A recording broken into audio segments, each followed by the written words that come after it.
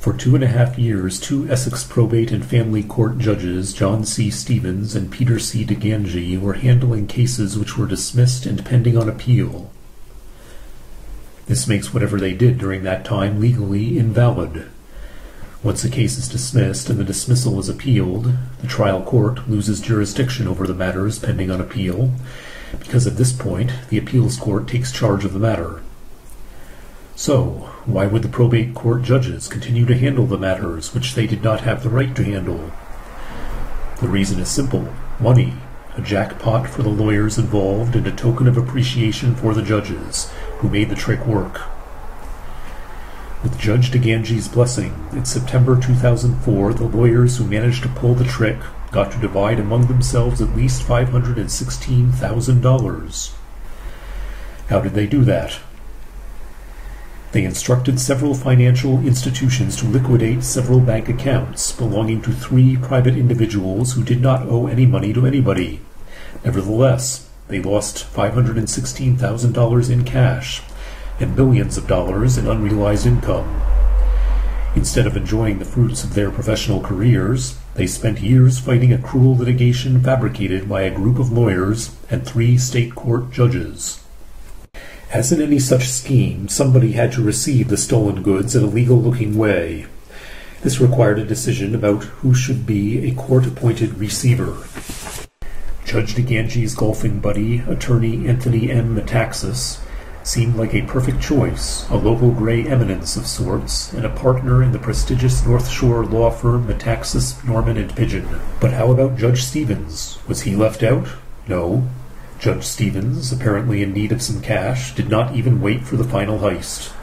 In May 2004, he simply ordered one of the defendants in the dismissed cases to write a check for $1,500 to the judge of Essex Probate Court as a condition of the defendant's release from the arrest ordered by Judge DeGangi 3 days earlier. Normally, any court-ordered fine is paid to the Commonwealth of Massachusetts, but in this case, nothing is normal, so Judge Stevens figured, what the heck, and personally cashed the check and pocketed the money. There'll be a further order that will read, Chester Chadnikowski shall be released from custody upon payment of $1,500 to Judge of Probate Court and $300 to Essex Sheriff's Department for executing the capias.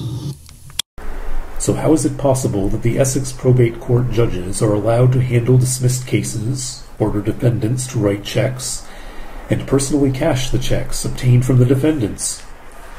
Is anybody watching what the judges are doing? Not really. One of the persons who should be supervising the court's affairs is the Registrar of Essex Probate, Pamela Casey O'Brien. But Pamela Casey O'Brien is too busy to do her job, since she jogs and shops during her work hours, as documented by the I-Team and Joe Brugantino. Tonight, an I-Team investigation every Bay State taxpayer should see. Our hidden cameras catch a highly paid elected official not putting in a full day's work for a full day's pay. I-Team reporter Joe Brugantino shows us another example of what's wrong with the court system. You should be as lucky as Pamela Casey O'Brien. She reports to no one. She can take as many vacation days, personal days, and sick days as she wants. And she takes home a hefty salary, almost $89,000 a year.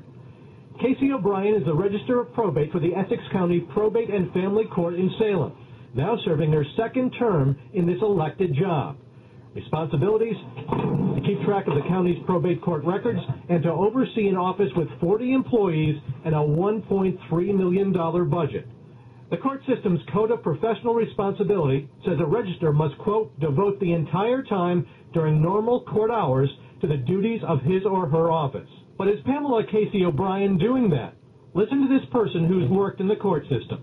How many hours is she putting in on average? On average, I'd say about 4 to 4.5 hours a day. So the I-Team decided to watch Casey O'Brien. On this particular day, she arrives at the courthouse in Salem at 8:21.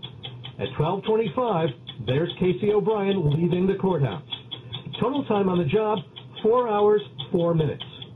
So what else did Casey O'Brien do on this day? At 12:35, our hidden cameras caught her food shopping in Peabody. She didn't just run inside for a few items. That's her leaving the store with a shopping cart full of groceries. After she leaves the market, at 1:10, she stops to gas up her Mercedes. By 1:30, she's back home unloading all of her shopping bags, but doesn't stay there for long.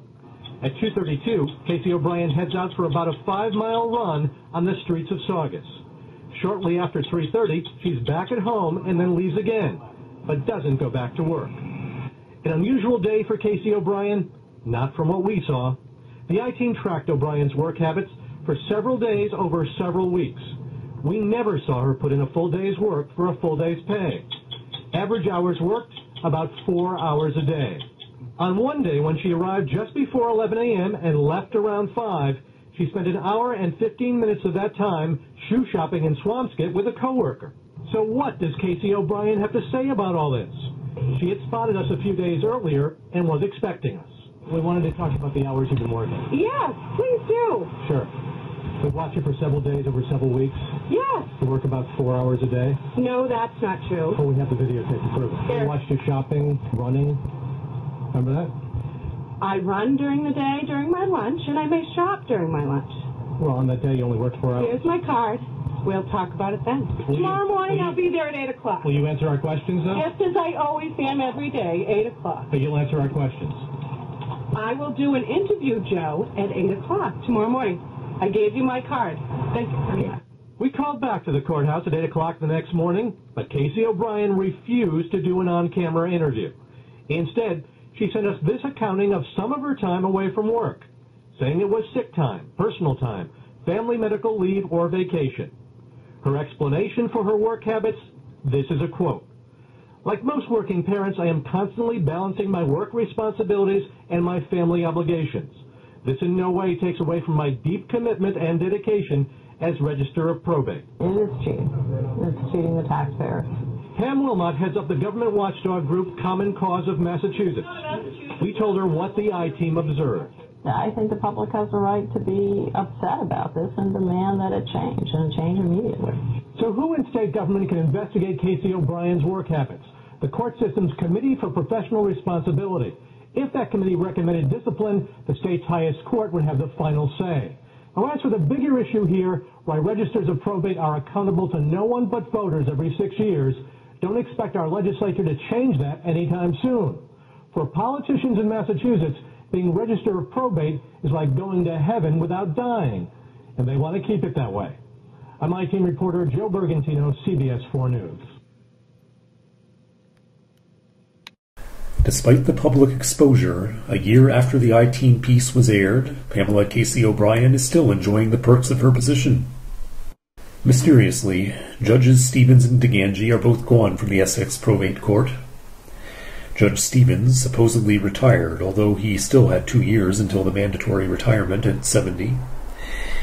Judge DeGangi, on the other hand, got promoted.